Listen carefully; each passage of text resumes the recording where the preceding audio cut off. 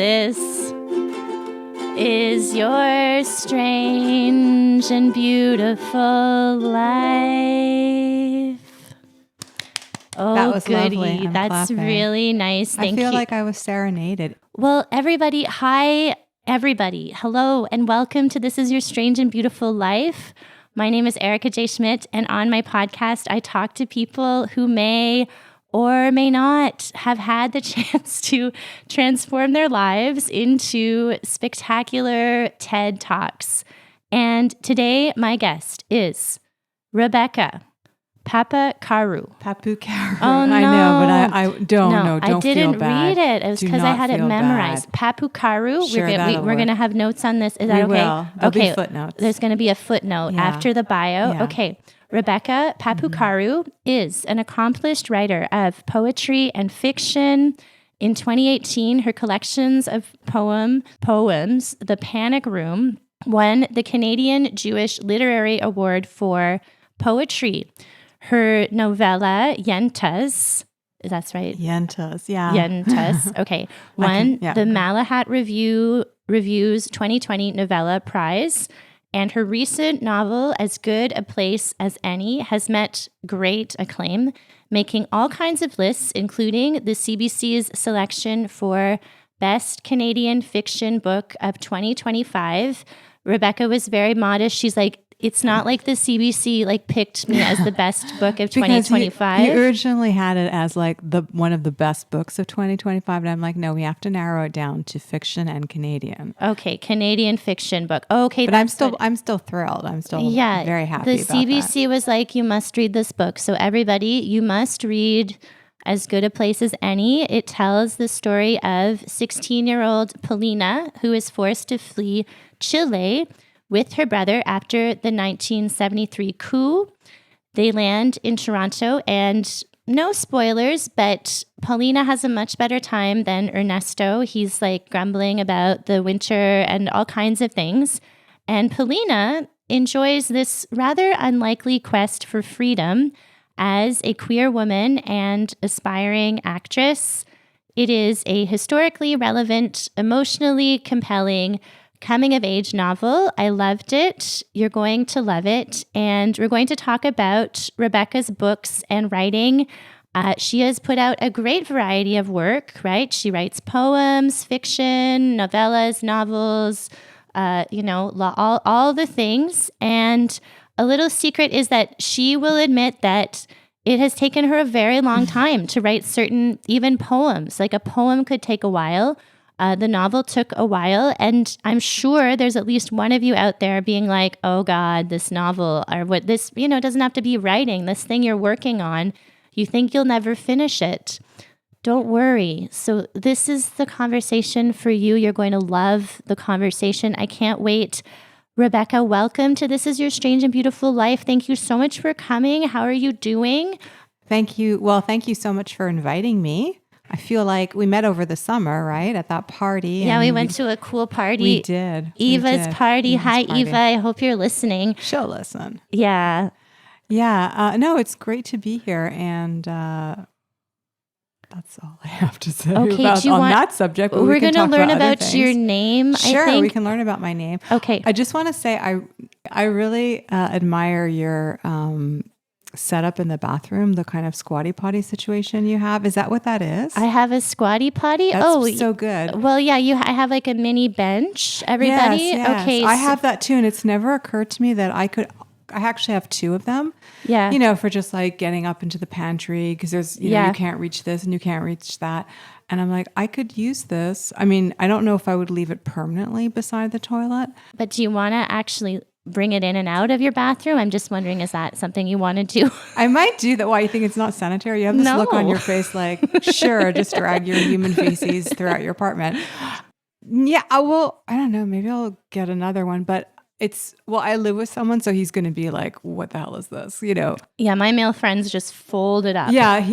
But I mean, for maybe certain situations, because I've noticed, and I don't know if you've noticed this, but do you ever find, and I was listening to one of your podcasts when you said you're very comfortable with potentially embarrassing topics, which I don't think this is, but no. Do you ever find when you're pooping, your feet actually, you find you instinctively raise your knees and you're on your tiptoe while you're sitting on the toilet. This is irrelevant to me because I have that little bench. You have that. I don't. But I noticed that like my body kind of wants to do that. That's it. You want to give birth and take a dump in a squat. Exactly. Yeah. Exactly. And squatty potties, I mean, if they want to sponsor the podcast, they should. By all means. They should. But just sponsor my life would be great. Yeah, seriously. But I have you can just get a little kitchen stool, $10, $15.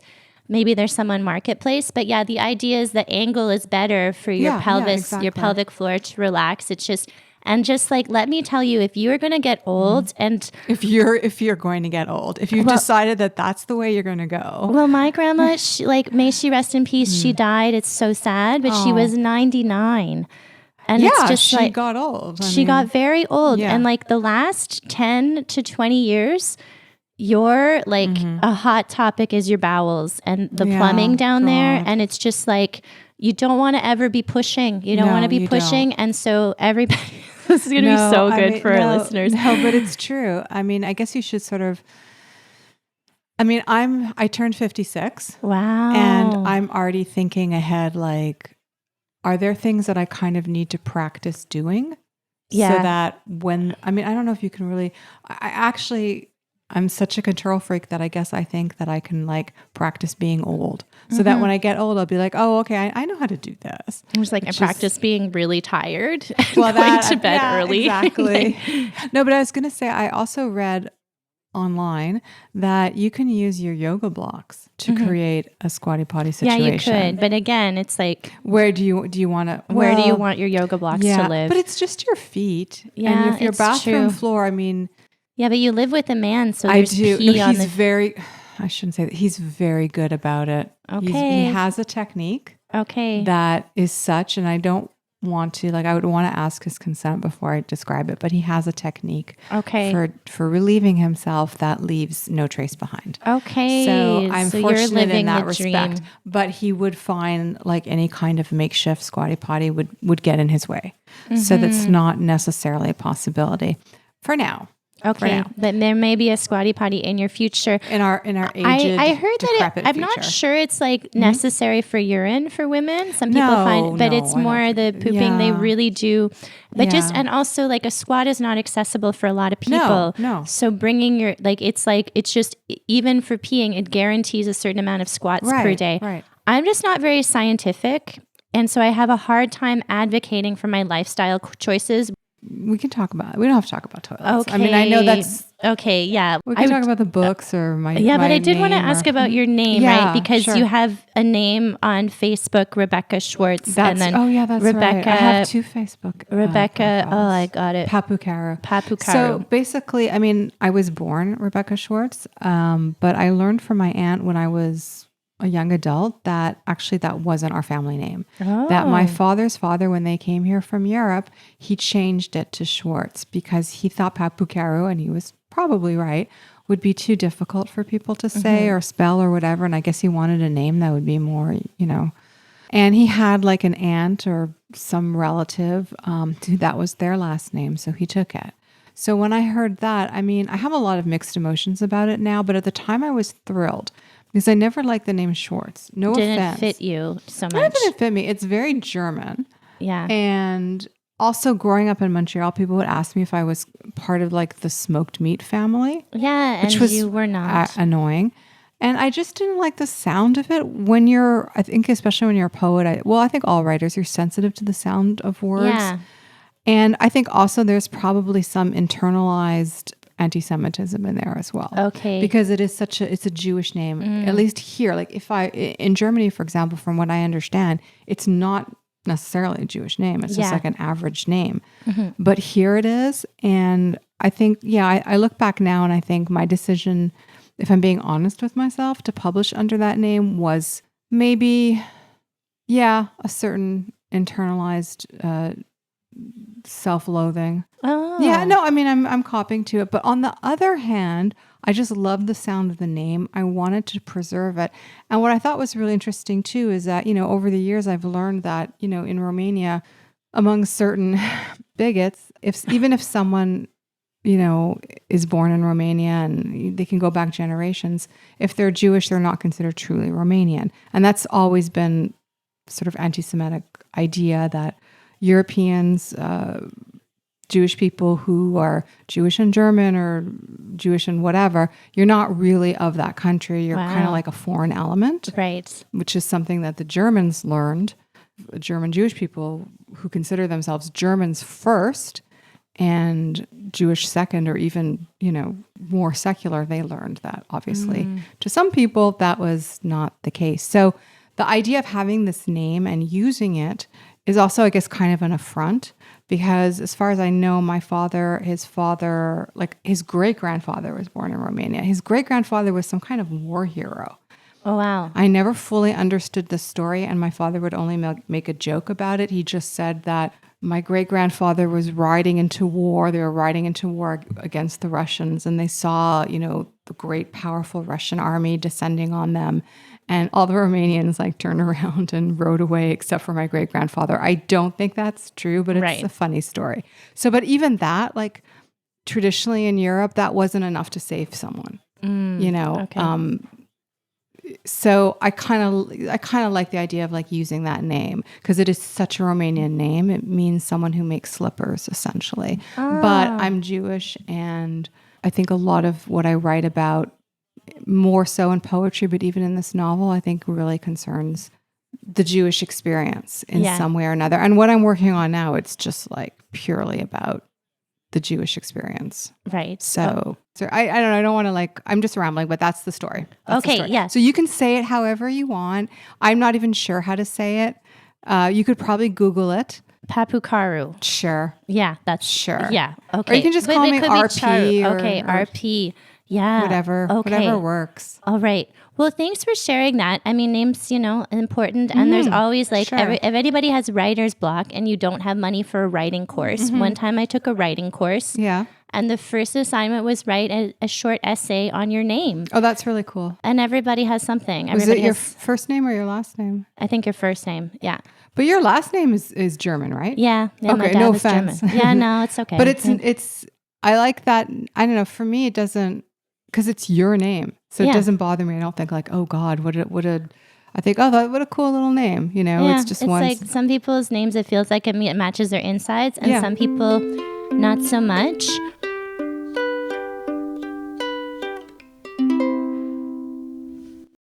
Right. So I wanted to ask you, your creative origins, right? Did you grow up writing plays and stories? Did you always feel I want to be a writer when I grow up? And when did you start? And I guess more importantly, what helped you to not stop?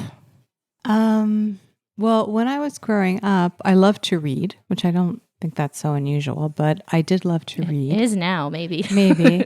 And I kept a diary. I still have them, and there are these pages where if nothing happened that day, I would just write on the page, nothing happened today. But I just felt like I have to write something every day. So maybe that was an early sign of some kind of diligence. I don't know. When I was growing up, I really wanted to be an actress. Oh, that was my dream. Like Paulina. Yes, that's where yeah, exactly. And I was in various children's theater groups and stuff like that. And that was really what I wanted to do. That was my dream. And I did do some writing. I have a vague memory when I was in one children's, this theater group. I have a vague memory of writing a play and showing it to, I don't know, one of the coaches, or I can't even remember, but they were very impressed. Wow, Rebecca. Yeah, she's going places, and here she is. I didn't really think of it as I thought, it was just something I did. And I think even at the time, I don't remember how old I was, but I remember thinking, I wrote this really well because I read a lot. And this is not my voice, and these are not my words, and this is not how I would speak. So I think I felt a little bit fraudulent. Really? Yeah. And then I'm just kind of thinking, but no, I didn't have any firm ideas of being a writer. I mean, in my diary, I would write little poems, just silly little things, and various elaborate fantasies about boys I liked. And did you seem like I would write the dialogue. I would write like, this is what I want to happen. And then I would just write the story where he's like, hey, you look great today. Do you want to kiss? And yes, I would like to kiss. Like I would just kind of map it all out, how I would like it to go down. Did it work out?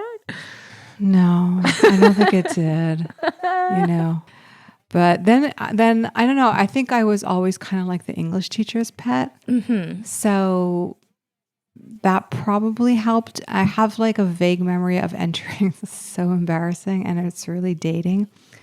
But I entered an essay contest in Archie comics. Oh, wow. Yes. And I won second prize. Good for you. Mm-hmm. And it was Canada and the United States. So I beat out Americans for that. Okay.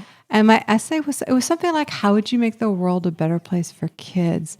And I think I wrote something about how, and this is like really like late 70s, maybe early 80s. I said it would be a good idea to have a phone line that kids could call when they're in trouble so they could talk to someone. And they have that now. They do. Many of those. They do.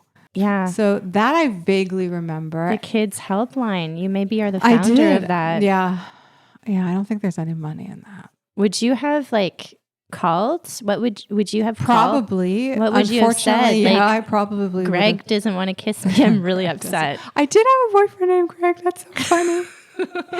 Like I went to this Jewish parochial school and like all the boys and some of the girls had these really like non-Jewish names like Gregory and Ian, like these Scottish sort of so weird. And you kissed them.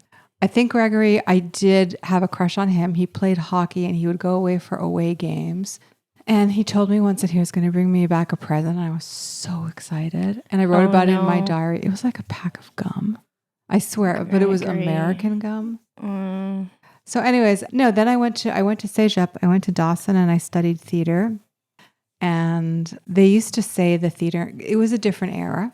But you can imagine what it was like. We were like, I was always told like, you need to lose weight. Your posture is terrible. Oh, no. You're pigeon-toed. You sound too like nasal, which is kind of code for Jewish. Oh, yeah. I had one teacher tell me like, it's just not going to happen for you because you're too Jewish kind of looking and sounding. And I remember saying something like, well, what about Dustin Hoffman and Barbara Streisand? And he said, those are exceptions. They're not the rule. So it was that kind of era. I mean, there were so many other reasons why I would not have a successful career as an actor. And I think they had more to do with like my talent and my lack of confidence.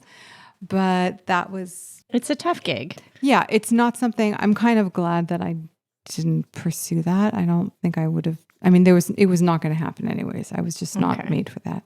Well, no thanks to your teachers. Yeah. We're not writing them letters of gratitude. They used to say their goal was to like break you down and then build you back up. And years later, I was like, some people they broke down, but they forgot to build them back up again. That's not my style. But it's changed. I don't think it's like that anymore. I really don't. And I know like I have seen online like, there have been teachers, like I think there was someone maybe it was at Dawson or maybe it was at Concordia, like, this kind, like there is a kind of like changing of the guard. I think we're moving into a newer and better time, but there's still like holdovers. So there's like that friction, So yeah, I studied theater and I think then I remember we had to take like an English class. This is at Cégep, so, you can't just take theater. And I wrote an essay and the English teacher read out loud to the class and said it was great and he loved it. And I thought it was kind of like silly and I didn't take it seriously. But what I do remember is that when we were in second year, I think, we had to write like a kind of a play, or not like a play, like a bunch of sketches making fun of our teachers. Oh. So we were all together like coming up with ideas. And at some point I just felt myself taking over and, just coming up with what turned out to be some pretty brutal but accurate takedowns. But everyone was like, wow, this is great. Yes, yes, yes. And I think maybe it vaguely occurred to me that I might be better at writing, but I just didn't know what I would write or how. I didn't have like the language or, maybe not like the scaffolding. Do you know what I mean? Because I didn't have much I always did really well in English. I really liked reading, but I think because I went into theater in Cégep, I mean, we read plays, you read Shakespeare, but I didn't have like the background.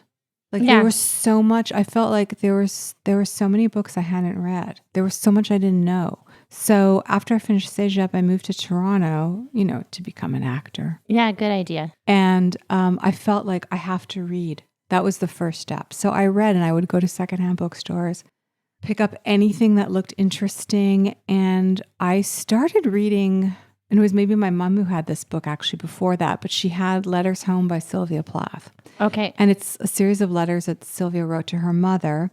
And in the letters are poems, and everything about it just captivated me. The poems I thought were incredible. Sylvia I thought was like fascinating. She was leading this, what to me seemed like a very glamorous kind of academic life. I mean, it's misleading because in the letter, she's obviously putting on the best face possible she can for her mother. Right. You don't really get a sense of what she was really struggling with. So what I was attracted to was a very glamorous, romantic image of an academic / poet. And it kind of gave me an idea of something I might want to be.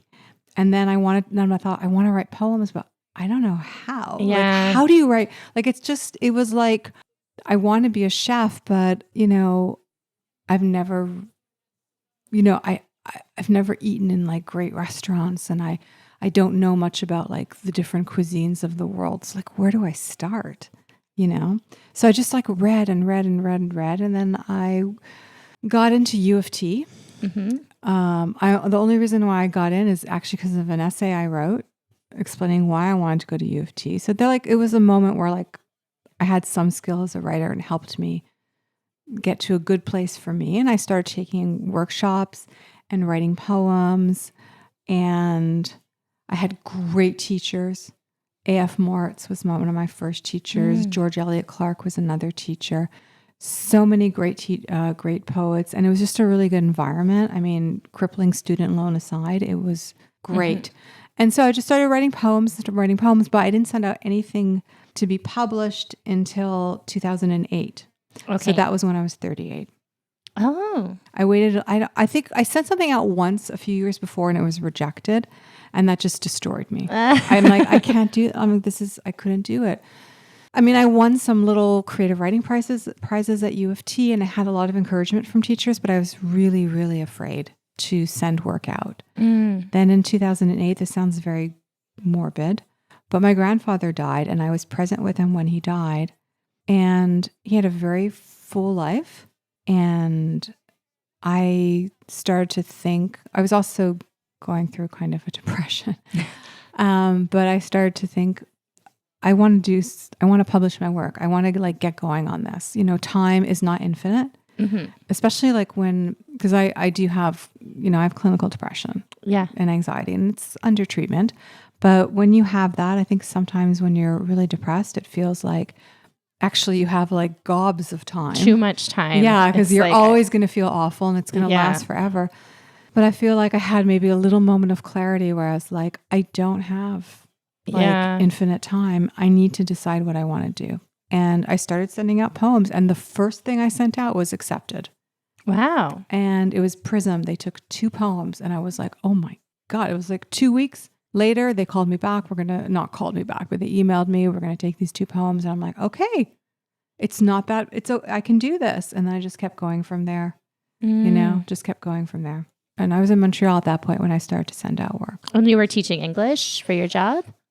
I had a lot of really crappy assorted jobs. Yeah. Okay. I did do some like ESL teaching, but no, like I just was kind of lost in terms... Kind of floating in terms of like livelihood and stuff? Like just kind really of like... just feeling like a huge fucking failure. Surviving. 38, my friends, it's not great. It's not a great year for women. I mean, maybe that's not true. I know if you don't have a child, you don't have children, I don't think. Not that I know of. That's a corny joke. No, I don't have children. Yeah. So it's like if you don't have children and then it's like there's just some kind of like hormonal, like existential, what have I done? Yeah. And the other side of 40 is a little better, but sometimes I just turned 40 this year, like a couple of months ago. Congratulations. Thank you. But sometimes I'm like, oh no, it's over. Like, I'm not in my 30s anymore. It's over. But it's better not to think too much about that. But it is true, we don't have infinite time. It's better not to think about probably a wide range of things. There's a lot of things we should not think about. Well, we should. Sometimes, though, I find if you think about something, you can kind of, my goal is always to think my way to the end of something. Fix it. You know, like my idea is like, well, if I think about my own mortality and I think about it and I explore it in enough detail, I'll reach some kind of acceptance, or like I'll come to the end of the kind of confusion and fear and anxiety that we all have. I don't even know if that's possible, though. But so, yeah, I was 38. I mean, like, it's like what you're saying. If you're at that age, maybe you feel like there's all these milestones that people, it's about milestones. Like, I'm not hitting any of the milestones. And I think it's like when you feel like you're not hitting the milestones, you feel like it's almost like you don't exist. Yeah. You know what I mean? And like, you go home for Christmas, or to your parent home for Christmas, and it's like, no car, no husband, no house, no, like, no children. Yeah. And for me, it doesn't matter when I'm in Montreal, because so many people are like that. But you get back to your hometown and it's like everybody else has 7 children and, like, you know, like many mortgages. And it's just like, oh no, well, like 7 children and many mortgages is not great, though. No, let's say 2 children and like their house is paid for. And we're so happy for them. We are. We really are. But it's like, yeah, no, I mean, it really doesn't matter. And no, it doesn't. If that's going to make you like work on something that you're passionate about and take some creative risks, then yeah, that's good. That's a good part of being 38. It's just a rut. Oh no, there's lots of podcasts about getting out of a rut. Yeah. Yeah. I mean, I refuse to be one, but I don't think you are. No, I don't think so either. You don't give off like rut vibes. No. So I just want to ask, where is your hometown? Perth, Ontario. Oh, you're in Ontario. Okay, I was born in Ontario, and my parents were. My mom was like Torontonian, like right up until a great grandparent. Yes, Ontario people. Ontario is not for me long term, but yeah, my hometown was like this high achieving fishbowl. Everybody was, well, there were some people who did not very well at all, but other people like went to the Olympics, literally. Oh my 4 God. Olympians in 2008 and 8. So yeah, there's like a load of pressure.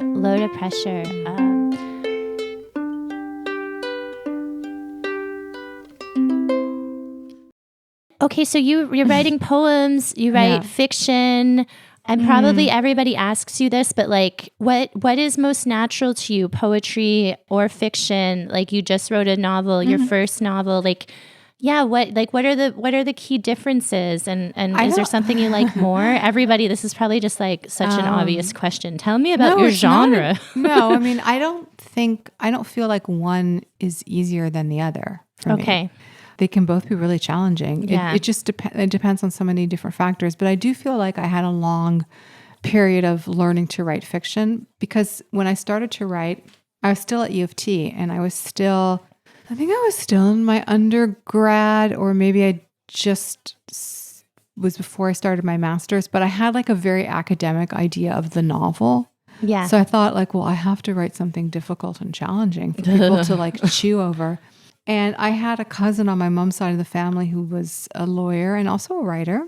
And he agreed to look at like actually a first version of this novel, which was very, very different. It was like almost a different story.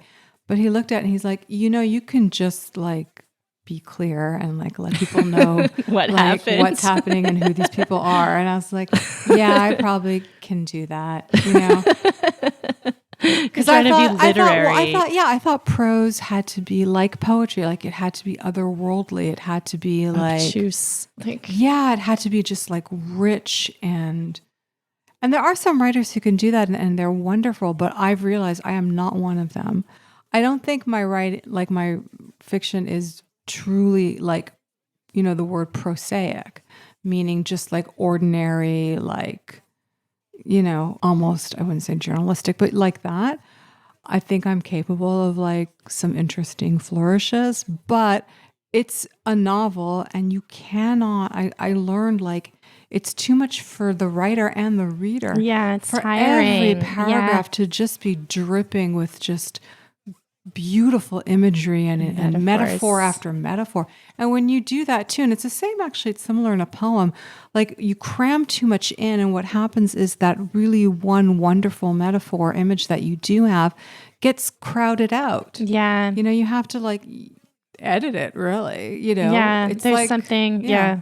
But I think like when you start and story, like I do a lot in quotation marks, but like probably like my most published things, I don't have any publication, but I've gone on stage and done live storytelling. And it's just like, you know, you see, and I've seen so many live stories, all of them. And like people, and just like, you know, you see people, and often it's beginners where they're like, I'm a good writer. Look at these beautiful sentences. And it's just like, but nobody would say that. And it's like, yes, these more flowery images work on the page. But on the other hand, you're like, they could be simpler. You know what I mean? And it's like, maybe sometimes it just feels like people are trying too hard. And anyways, I want to learn more about plot and like drama.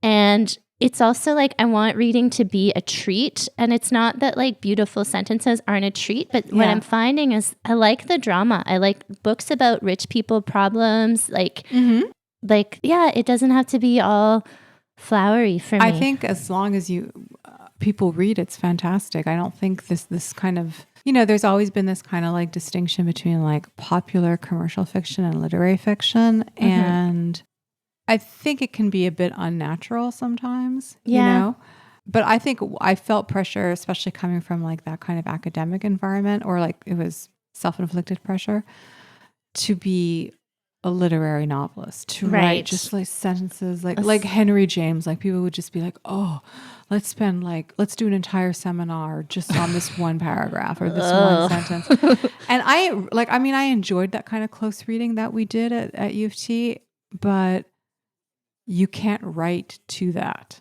Yeah. You know, it's just, you're just going to confuse the fuck out of everyone, especially including now. yourself. Like, and people's attention spans are just not there to like just read a chapter for a concept. Like they're just like, who is this? I mean, some people, but yeah, sure. Yeah. But what, so maybe can you give an elevator pitch for your, oh God, this is the worst, right? Yeah. It is. I'm so sorry. But you know, if they be one to five sentences about as good a place as any, like the sort of the points that are, you know, at the heart of the novel. I think you did a good job when you did the introduction, but it's about a teenage girl who has to leave Chile after the coup.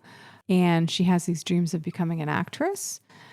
And that does work out for her. She does Paulina. She does actually have some success as an actress, but she finds herself drawn to the gay liberation movement of the time, of the era, the feminist liberation, the women's, what they called women's lib back then, but particularly the struggle for abortion that was going on at the time. And so she gets kind of swept up in these causes.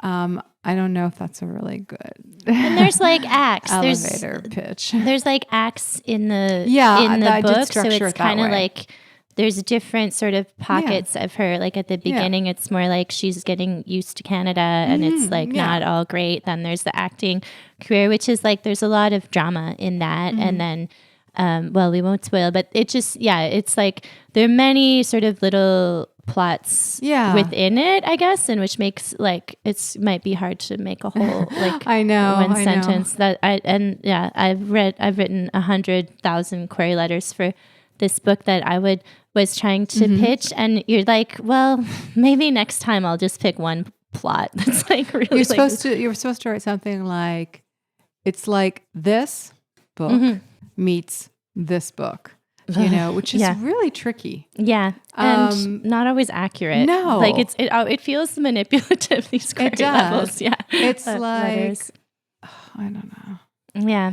If I ever did that though, I'd be tempted to choose like a really obscure title. Like, it's like, or not obscure, but like more like classic. But that would come across as old. It's like the 18th century. This 18th century short story that nobody's read. It's like Daniel Deronda meets, you know, I don't know.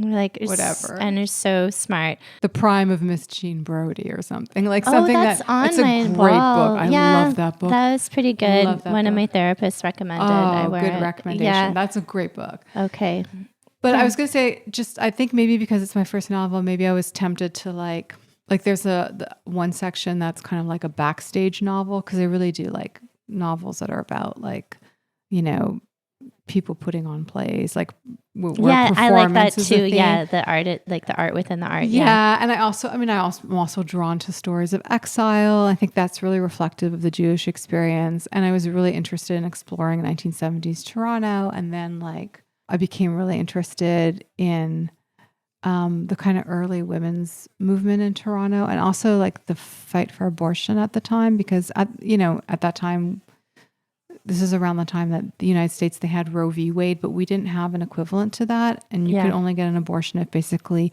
you begged your doctor. Wow. And even then, if you said yes, then you had to go and you had to sit before what was called a therapeutic abortion committee and just lay out your case. Oh God. And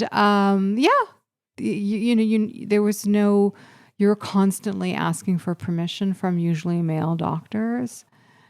Yeah. So I guess maybe I crammed all that into like one book, but it's not that long. It's not that long. It's a pretty fast read. And just in general, I'm a fan of like short novels anyways. Yeah. Like I have read of course I've read, really long books, but I don't think I have it in me to write one.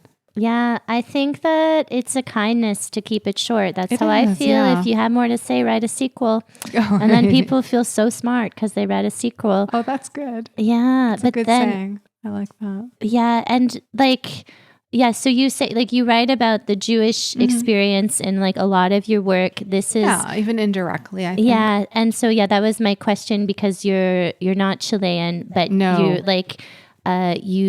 Paulina is fleeing from Chile. Also, you've said you're not a lesbian. No. So then it's like two things. How do I do this without offending? I guess that how to do it without offending people, but also just to make it realistic. And did you do research? I did a lot of research. Yeah. And I think maybe part of the reason why it took me a long time to write it, the research, and also maybe just a lot of self-doubt. I doubted my ability to write a novel. I doubted my ability to write a good novel. I doubted my ability that that anyone would ever want to publish it. So yeah, it was a lot. I think what I'm working on now, it's not going to take 2 decades. It's not going to happen. It'll be faster, but it's maybe a bit closer to my own experience. So I don't have the sense that a sense of responsibility, or not responsibility, but yeah, this is my irresponsible novel. I can just make shit up and not But also at the same time that I was writing the novel, I was writing poems and I was publishing poems. I wasn't just it wasn't the only thing I was doing. Yeah. So it's a little bit misleading to, Yeah, right. You're not just waking up every day doing trying to do your 1,000 words and yeah. Right. Well, exactly. I'm happy to hear that, Rebecca. Seems too I tiring. mean, there are other things going on. So, and those are good too, right? Yeah. So then, you said that this is not as close to home as what you're working on now. Yeah. But it did, there was Paulina was inspired by a bad boss. We've all had bad bosses, but she didn't really turn her into an antagonist. She's so what happened with the boss? Well, this started in, I think it was, 2000. I went to Chile and I was an intern for an NGO. And it was just a very odd thing that kind of almost felt, I wanted to travel somewhere and work abroad, but I got very lucky and I found this kind of strange sort of internship position. The NGO had its head office for Latin America was in Santiago. And the woman who was in charge there was recruiting people to come to be interns doing social justice work.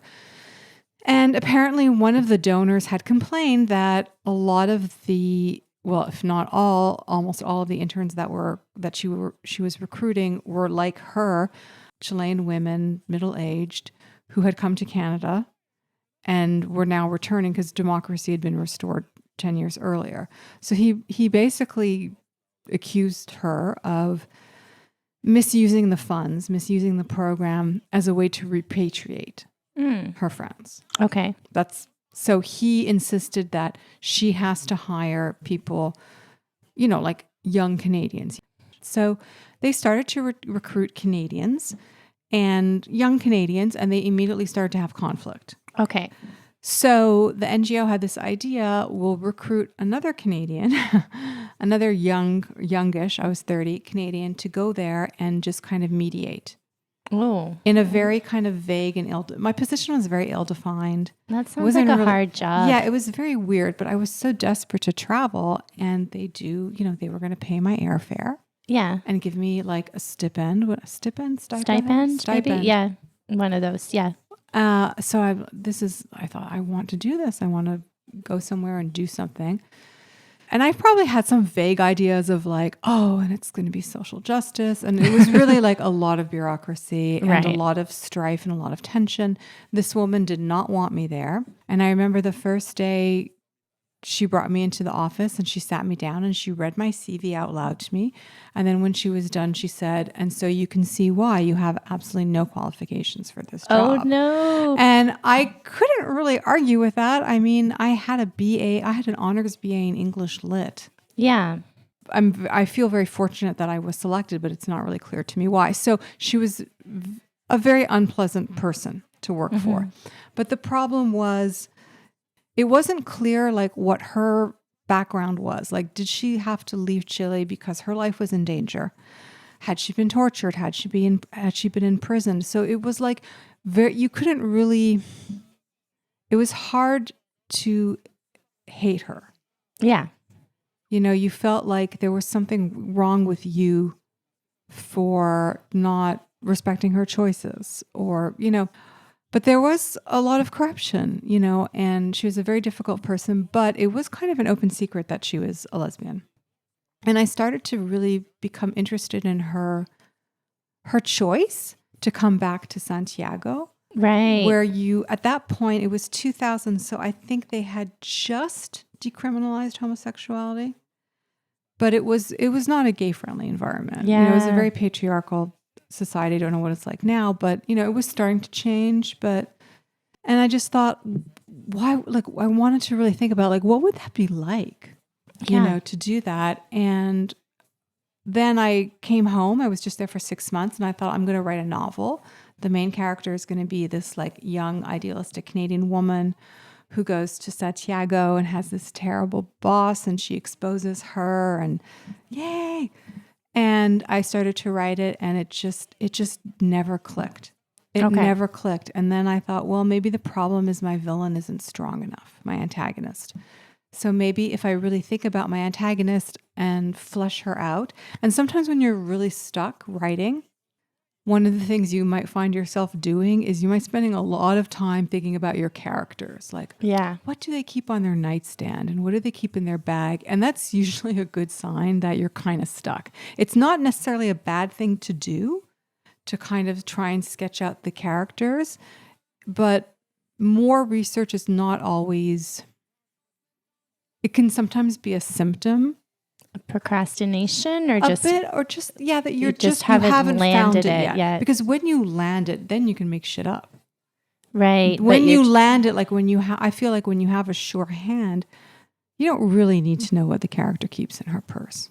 It's no one needs to know. The reader doesn't need to know because you hit it. You're where you need to be. And then you're making stuff up, because like my next question, like I wanted to like talk about like the flow state and people, because I'm always listening to authors and they're like, well, I thought that the book was going to be about this, but then the character started talking to me, and I'm like, that's so nice. I'm so happy that your characters are talking to you.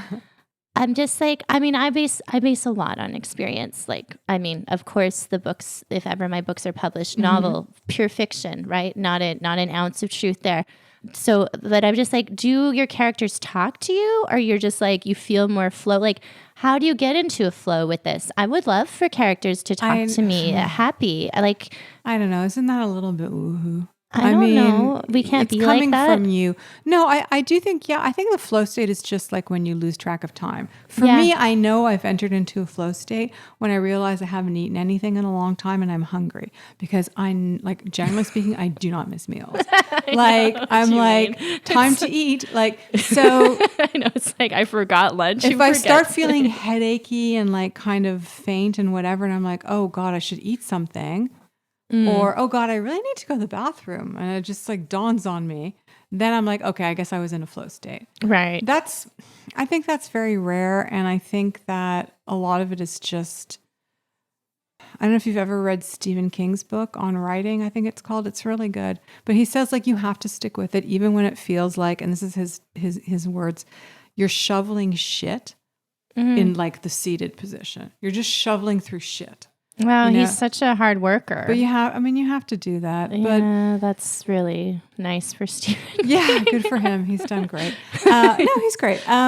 But like for me, it was like I did this like, okay, I'm going to think about the antagonist. But then the more I thought about her, the more interesting she became. Yeah. And then at the same time, a friend had looked at an earlier draft and she's like, I feel like your main character is not an adult. I feel like she's a teenager. So then that just kind of clicked because a lot of it is creativity. A lot of it is just unexpected connections that come up to you. So I take like, okay, teenager, like I'm like, oh, well, and then I'm like, well, what if I take this antagonist character and I just write the story from her point of view?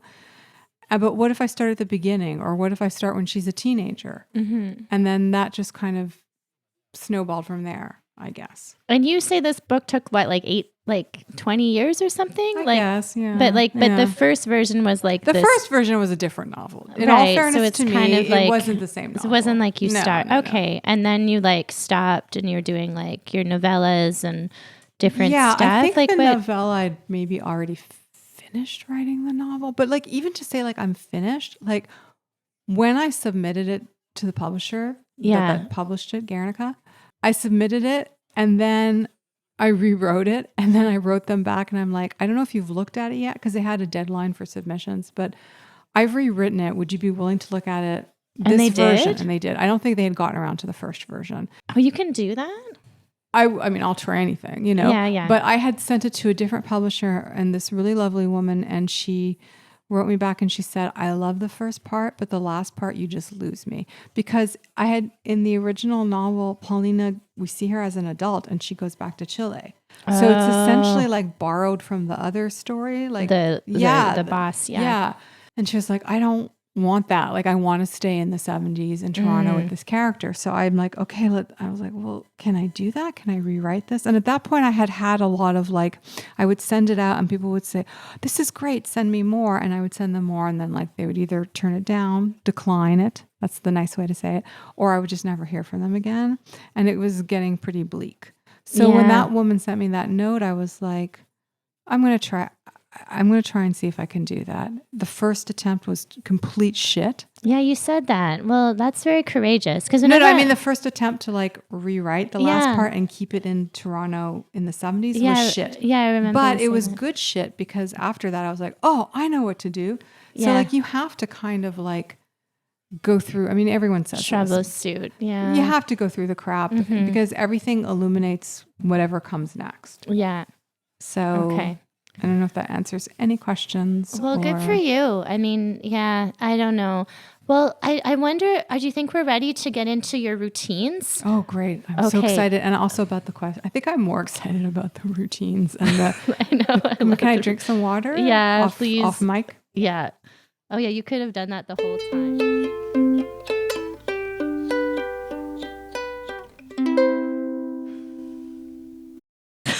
Okay, routines. What do you want to know? Okay, so Rebecca, do you have a morning routine?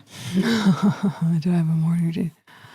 I'm like really hard to get out of bed. I guess there probably are people who like jump out of bed and just, are you one of those people? Yeah, I am. God bless you. I'm not.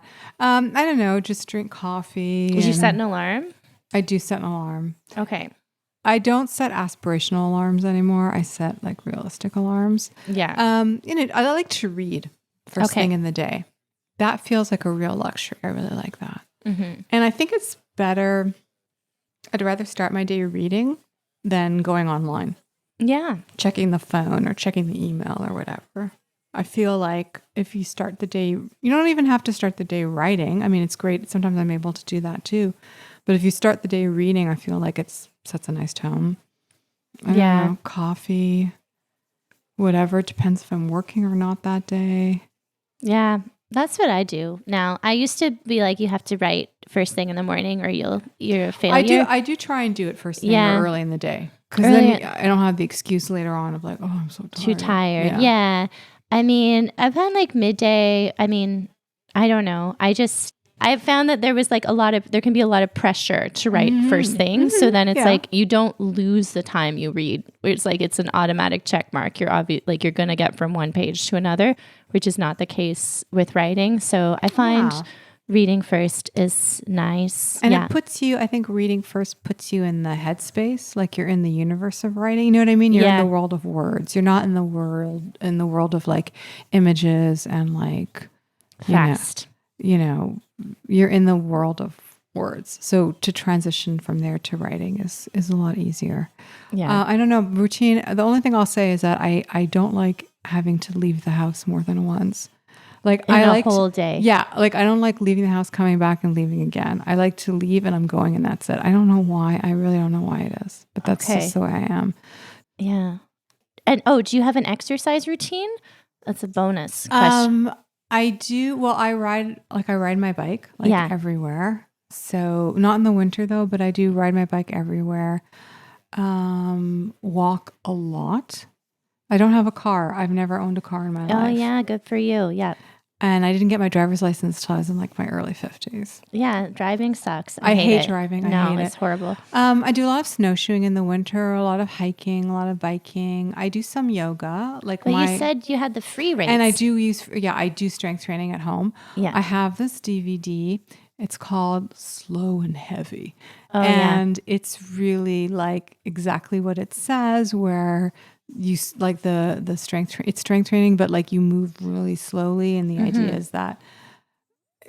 is like, apparently like if you go too fast, like let's say you're doing a bicep curl and you're going really fast, it's the momentum that's getting the weight up. But when you slow it down, then then your muscles have to work harder, supposedly.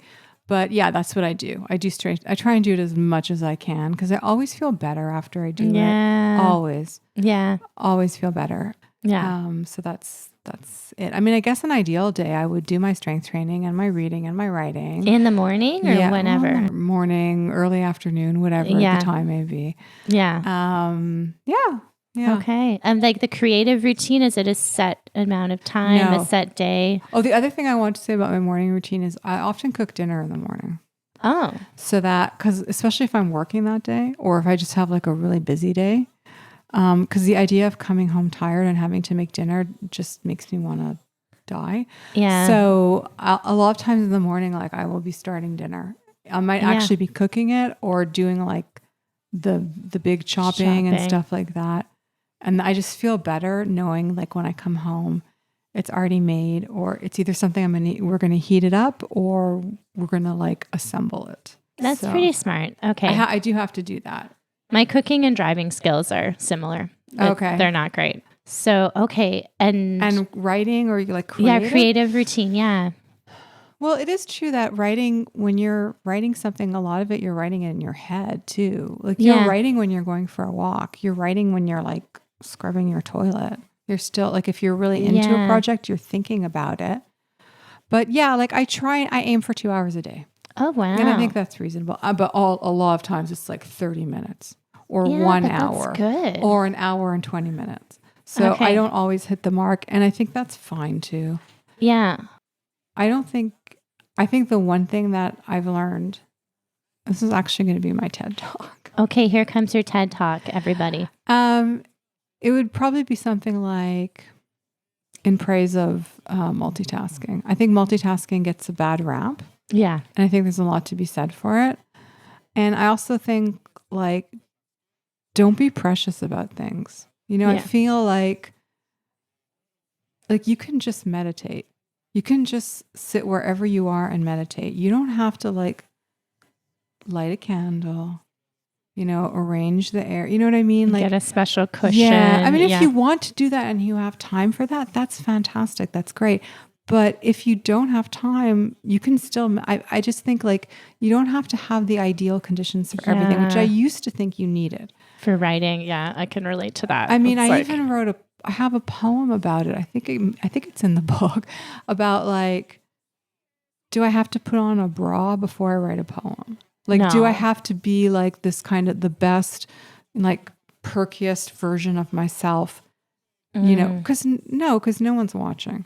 Yeah. So maybe that would be my TED Talk. Like, just don't be precious. Don't be precious about things, because then you probably will never do them. Don't be too, yeah. You know?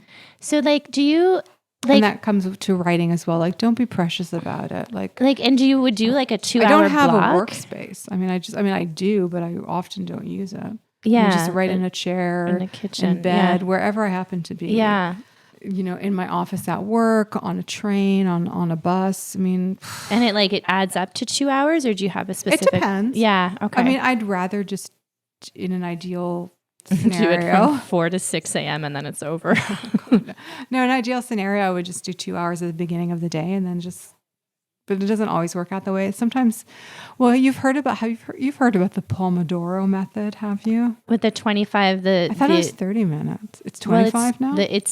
It's the tomatoes, right? You have 25 minutes of work, 5 minutes of rest. Oh, I thought it was, okay, I've been doing the tomatoes wrong, because I thought it was like 30 minutes, which actually is fine. I think that's fine too. 25 or 30. Yeah, same. Okay, so you just set a timer for 30 minutes? I don't set a timer, but I just I probably should, but I just occasionally will look at the clock and be like, okay, it's been 30 minutes. Okay.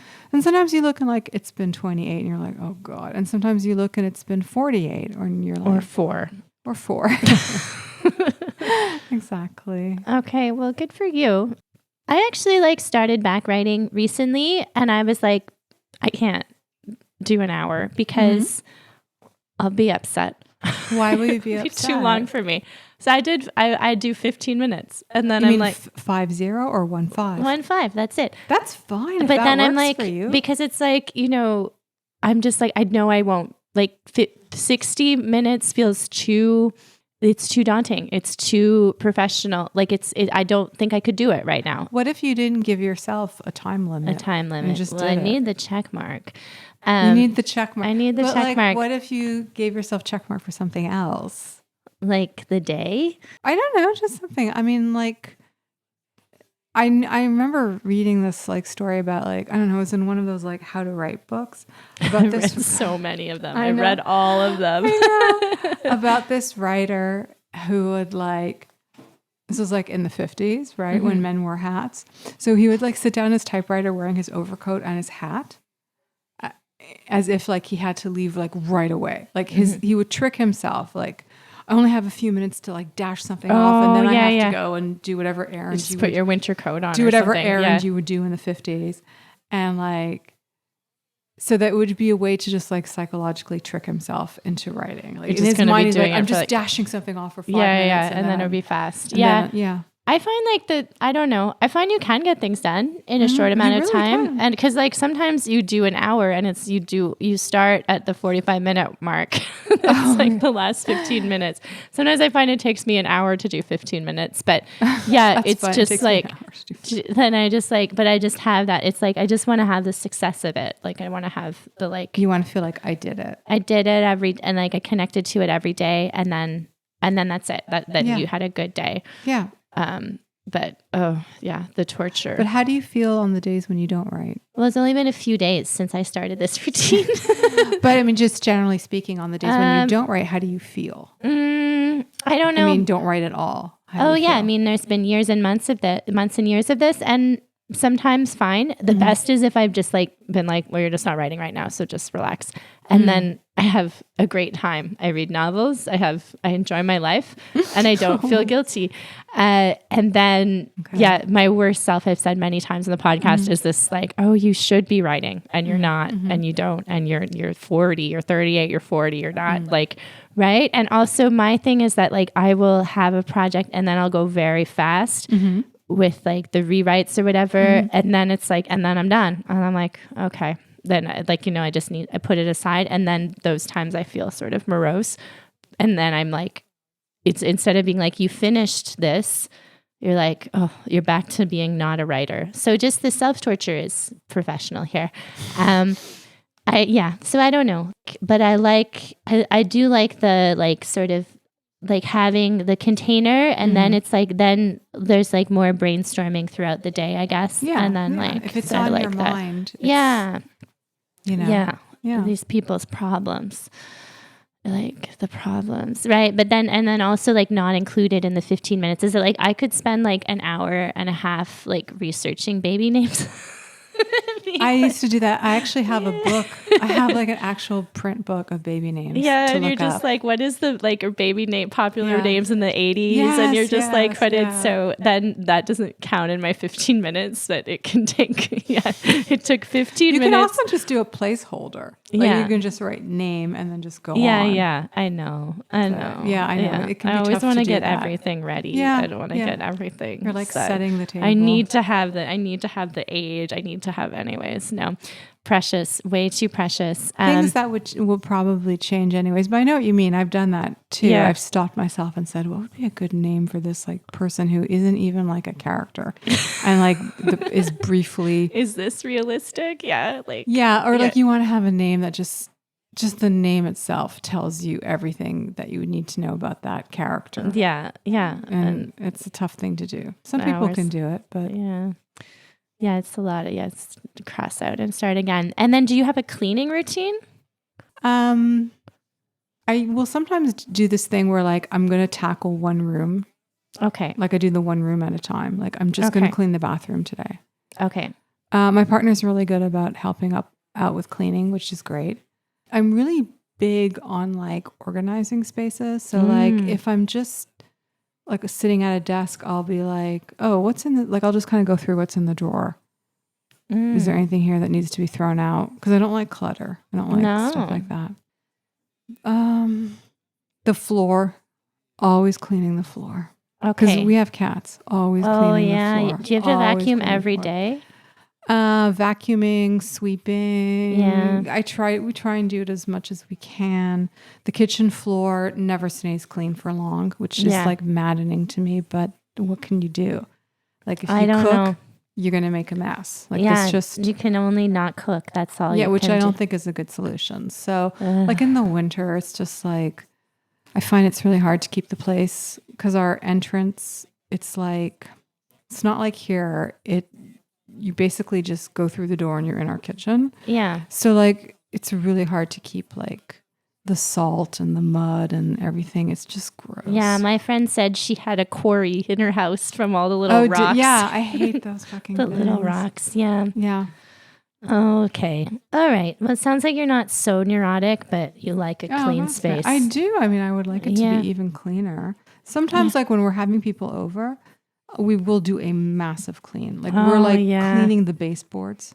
Oh, I do that every week. Oh my God. I wish I could do it every week, but we're like cleaning the walls. Also, one of our cats, like he'll just sneeze and then just snot just lands on the walls. Yeah. The and walls just hardens and just like, my Jesus. neighbor, he washes his walls once a month. That's amazing. I want to do that. That's aspirational. He's aspirational, really. Hi, Jeff. Are you listening? I don't think he listens that much. What is he using to wash his walls? I don't know. He probably sprays and wipes. Like, what else would he do? Yeah.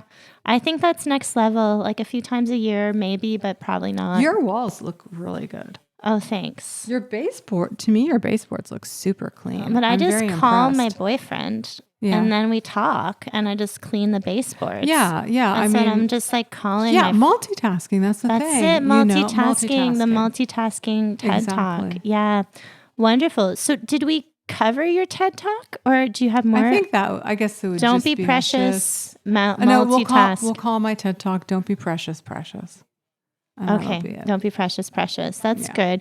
And then I heard you saying that like you felt like we're all reading according to book bubbles. Maybe we're spending. I read this because it's like, you get like it's the same top 10 lists, which can be great. Like the books are great. I'm not a bookstagrammer, but I'm looking at the lists. I'm saving the lists, and like the podcasts are like recommending the same books. Mm-hmm. Cool. But yeah, like what do you have like ways, like reading tips and how any recommendations? Like I think a great way to get out of the algorithm is people nowadays like just put books out on the street in those little libraries. I mean, some of it's crap, but like, some of it's because I didn't finish this. Yeah. That's one way. I just think anything that's like, I don't think it's something you can really do like with online book purchasing, but like we go to like secondhand book sales at like churches and stuff. Oh yeah, and just that's get a good all idea. kinds of books. You could do book exchanges, like like a clothes swap. You could do a book swap. Oh, that'd be fun. Just go to like a Renaissance and just look at what's on the shelf. Yeah. The best reading I probably ever did was when I was in France, because we would all the exchange students, people would leave behind books. Oh, and yeah. they would be in like a little cabinet, and it would be like, I would take books and authors that I had never heard of, or I would never have read. Yeah. And I would be like, well, I'm going to read this. Because there's nothing else to read in English. Yeah. And it was great. It was terrific. I read like Margaret Drabble. I didn't know who Margaret Drabble was. I don't know who Margaret Drabble is. But I really enjoyed it. Should we read it? Drabble. Drabble. Yeah, but it's like, because people are going on trips, they only have one or two books they can bring, so it's probably going to be a good one. And when you travel, like even like when you're in hotels or hostels or like restaurants or coffee places that are popular with travelers, people always leave books behind. I read Children of Men.